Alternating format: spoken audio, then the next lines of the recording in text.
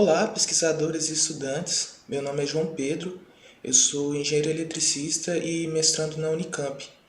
E essa é a terceira parte do curso introdutório de espectroscopia de impedância eletroquímica.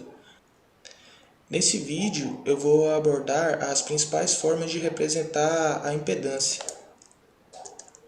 Então, eu vou falar um pouco sobre o diagrama de Nygst, o diagrama de Bode e a representação da impedância.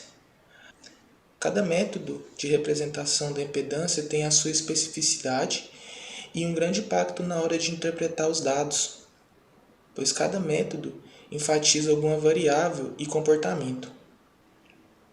Na área de supercapacitores, nós estamos interessados principalmente em representar a impedância na faixa de 10 mHz a 100 kHz, pois este é um intervalo importante para sistemas eletroquímicos por influenciar o transporte de massa de reações cinéticas. Logo, o objetivo dessa aula é deixar claro como interpretar os dados de impedância a partir dos métodos apresentados e a característica de cada um deles. Então, eu vou utilizar os dois circuitos RC apresentados na aula passada para representar os dados de impedância. Para o circuito RC em série, nós temos que a parte real é igual ao valor da resistência IE, e a parte imaginária é igual a menos 1 sobre ômega-C. Logo, a impedância do circuito é igual a RE menos J 1 sobre ômega-C, em que a parte real é representada pelo RE e o menos J de 1 sobre ômega-C representa a parte imaginária da impedância. Lembrando que a parte real da impedância não varia com a frequência e que a parte imaginária tende a menos infinito quando a frequência tende a zero. Já para o circuito R em série com um capacitor em paralelo com a resistência, nós temos que a parte real é igual a RE mais 1 sobre 1 mais ômega RC ao quadrado, e a parte imaginária é igual a essa expressão. Logo, nós podemos representar a impedância dessas duas formas. Então, a gente pode representá-la como RE mais R sobre 1 mais J ômega RC, ou desta outra forma. Lembrando que a parte real tende a RE mais R quando a frequência tende a zero. A parte imaginária da impedância tende a zero quando a frequência tende a zero, que é essa parcela. E por fim, quando a frequência tende a mais infinito, essas duas partes são canceladas e a impedância é representada apenas pela resistência RE. Então, a impedância tende a RE mais R quando a frequência tende a zero, e quando a frequência tende a mais infinito, ela corresponde a RE. Por fim, nós podemos calcular a frequência de corte, que é igual a 1 sobre 2π RC, e ele é identificado quando o eixo da impedância atinge o valor máximo de R sobre 2. Em um sistema real, a resistência R pode estar associada à resistência de transferência de carga em um sistema eletroquímico, como a resistência de um óxido ou uma camada porosa, ou até mesmo a resistência eletrônica de um semicondutor. E a capacitância C pode estar associada à formação da dupla camada elétrica quando o eletrodo está imerso em eletrólito. E RE pode estar associada à resistência do eletrólito.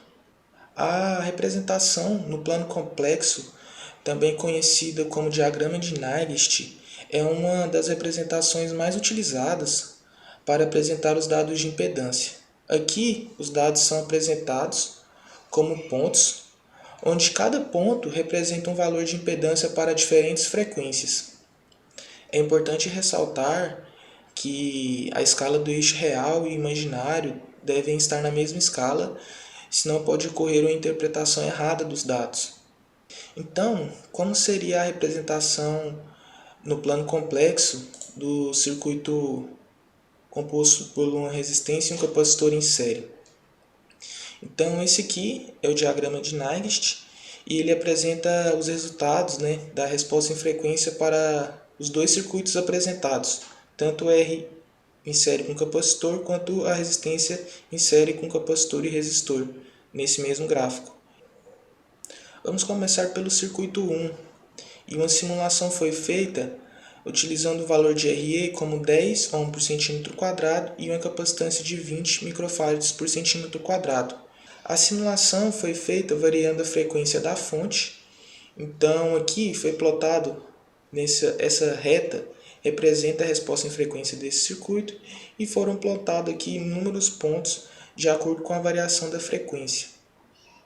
A simulação começa com a frequência elevada. Então é colocado um ponto aqui, o primeiro ponto representa a maior frequência, e aí a frequência vai diminuindo, ele vai fazendo a leitura de corrente de tensão e vai plotando aqui no gráfico a impedância. Veja que a resposta em frequência é apenas uma reta, e isso acontece pois a parte real não varia com a frequência. Então a resposta em frequência no diagrama de Nyquist para um circuito RC é apenas uma reta. Agora vamos apresentar a resposta em frequência no diagrama de Nyquist para o circuito R em série com capacitor e um resistor. Perceba que agora a resposta em frequência é diferente e que nós temos um semiciclo em que tanto a parte real quanto a parte imaginária varia conforme a variação da frequência. Essa simulação corresponde a uma resistência RE de 10 ohms por centímetro quadrado, uma capacitância de 20 microfarad, uma resistência R de 100 ohms por centímetro quadrado.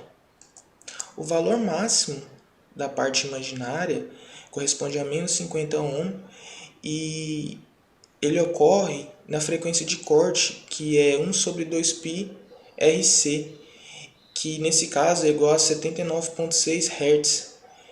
Já a resistência RE ela é responsável por deslocar o semiciclo da origem. Então esse valor de 10 aqui depende dessa resistência RE. Quanto maior for essa resistência RE, mais deslocado da origem o semicírculo vai começar.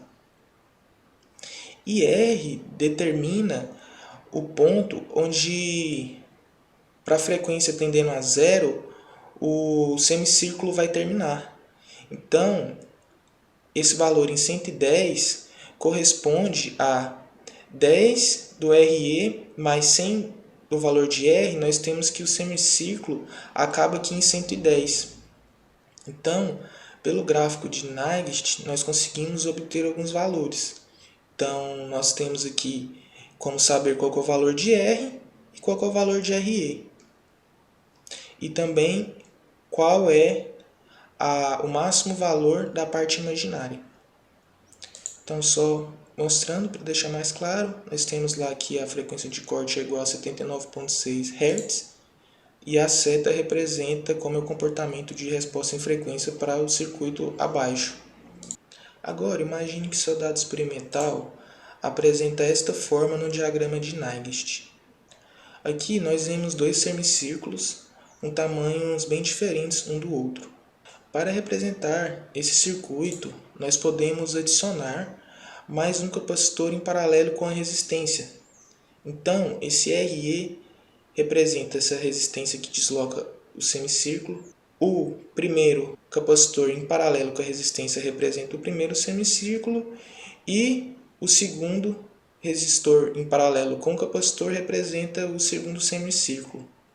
Como foi um teste experimental, nós não sabemos qual é a capacitância, nós não sabemos quais são os valores de R, nós apenas temos aqui a resposta em frequência no diagrama de Nyquist. Como nós poderíamos achar os valores dessa resistência e os valores dessa capacitância, sabendo que a nossa frequência de corte para o primeiro semicírculo aqui é de 16 kHz e para o semicírculo maior a frequência de corte é de 40 Hz. Para encontrar os valores de resistência, nós apenas precisamos observar o gráfico. Esses 10 ohms aqui, que é o que desloca o primeiro semicírculo, ele representa a resistência RE. Então, nós podemos dizer que ele vale 10 ohm por centímetro quadrado. R1 representa o diâmetro aqui do primeiro semiciclo. Então, como começa em 10 e termina em 20, nós podemos dizer que essa resistência R aqui equivale a 10 ohm por centímetro quadrado.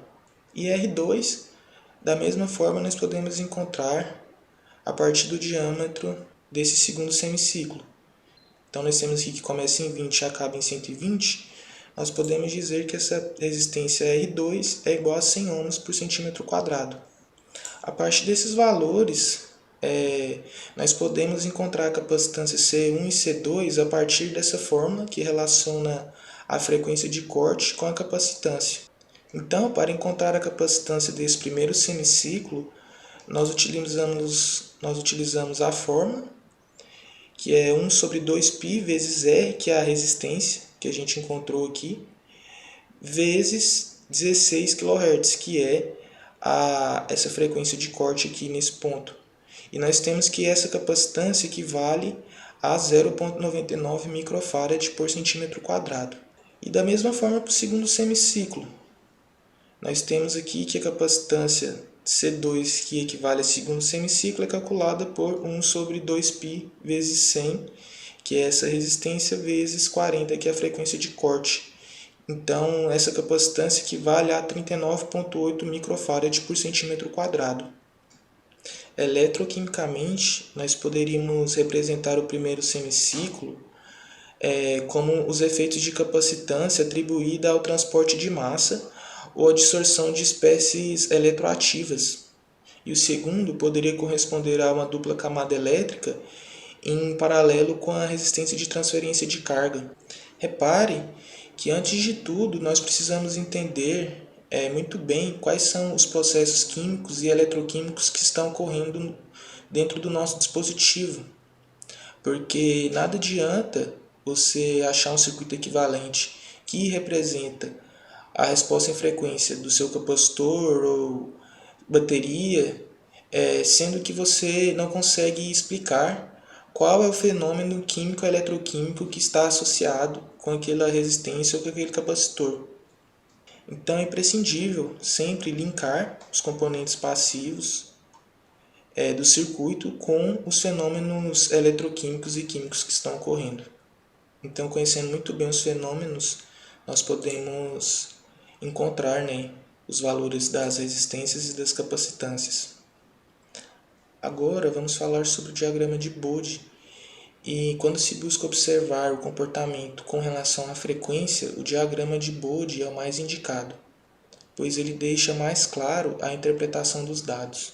Então vamos começar pelo circuito RC novamente, e nós podemos calcular o módulo da impedância a partir dessa expressão.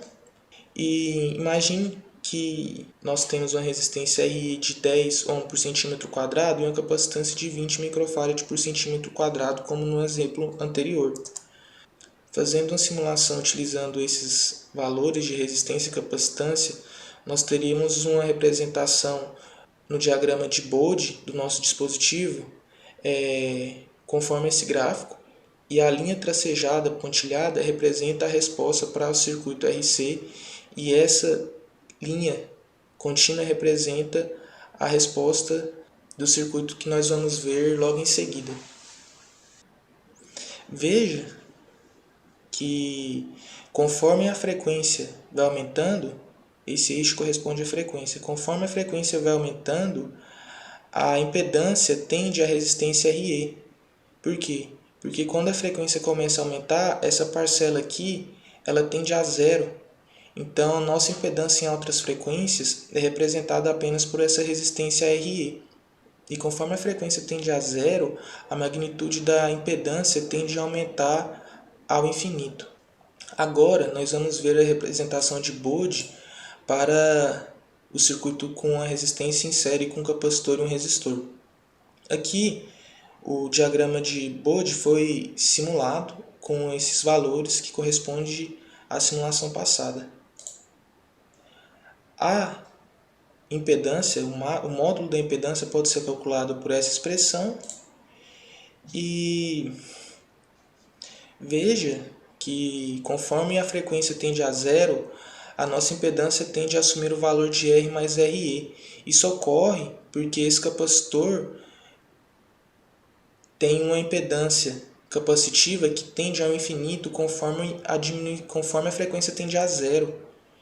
Então, o caminho de menor resistência para o elétron seria RE mais R, RE e R, porque a impedância capacitiva é muito maior que a impedância resistiva.